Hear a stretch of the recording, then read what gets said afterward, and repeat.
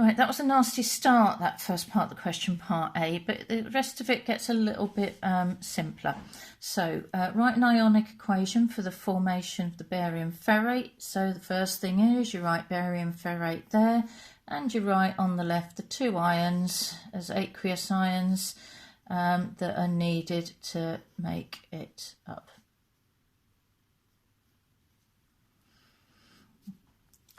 The reducing agent, if we just pop our equation back down on here, there's our equation, and what we've got is we've got I minus going to I2, that's being oxidized, so that's our reducing agent. The other one is, remember, one of our main reducing agents is I minus, something to remember, and zinc is another one of our reducing agents. So ideally, we remember that we spot that as I minus being a reducing agent then. And the explanation is it loses electrons and it donates them to that species, or you can call it that, or you can call it that. The calculation is reasonably straightforward calculation, except for the ratio is a little bit weird in the middle. So let's take a look at that one. So we will start with the fact that we know the thiosulfate. We know how many, we can work out the moles by doing the volume times the concentration, and we get to that many moles. Now the ratio, you need to chase the ratio through the two equations. So taking a look here, you start with that, so you're going to have to divide by 2 to get to iodine. And then once you've got iodine in your second one, you're getting to there, so you're going to have to divide by 1.5 to get yourself to there. So you've got to divide by 2 for the first equation, and separately you've got to divide by 1.5. So there we are. So you're going to do your moles of thiosulfate divided by 2, divided by 1.5, and this is your moles of the barium ferrate. The mass of it is your moles times the molecular mass, and that comes to that. And then the purity, pure over impure times 100, so that's your pure. Your impure, it tells you in the question, it tells you what you've got there, and times 100 gives you this 1 decimal place. They asked for that up here at the top of the question. Now, this one caused quite a few problems as well. Let's have a look at where you would go with one like this. So I left it in, even though you couldn't do a couple of the parts of it, because I wanted you to see this bit of the calculation here. If you're told something's got a density of this many grams per centimetre cubed, what you can say is, I know every centimetre cubed has that mass, so therefore I can scale it up to the mass of that. Now that's the mass of 1 mole.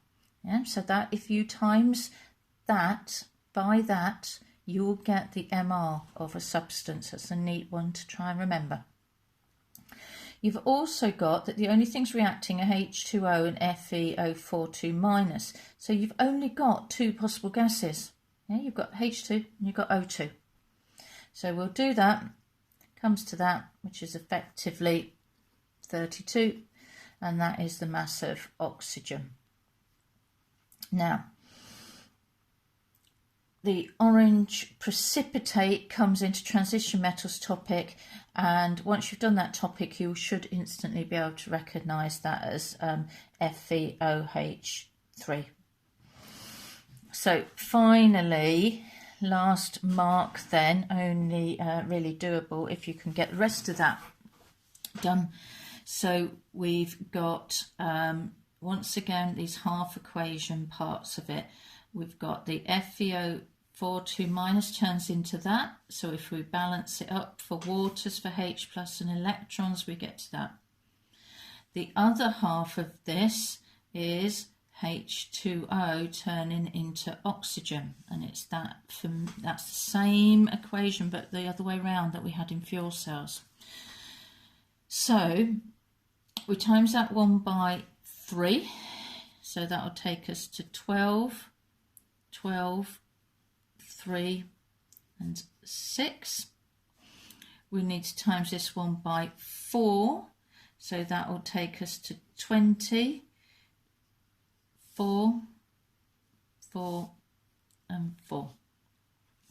So if we, and 12 electrons there, so the electrons will cancel out and we will end up with 20H plus 4 FeO42 minuses and 6 H2Os go to 4 of the iron hydroxides, 4 waters, 3 oxygens and 12 H pluses.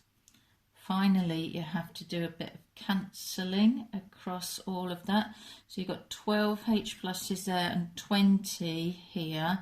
So that turns into 8 H plus over there.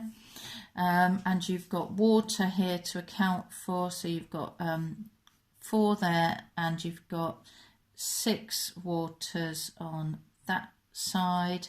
So that will turn into 2. So that will be your final balanced equation.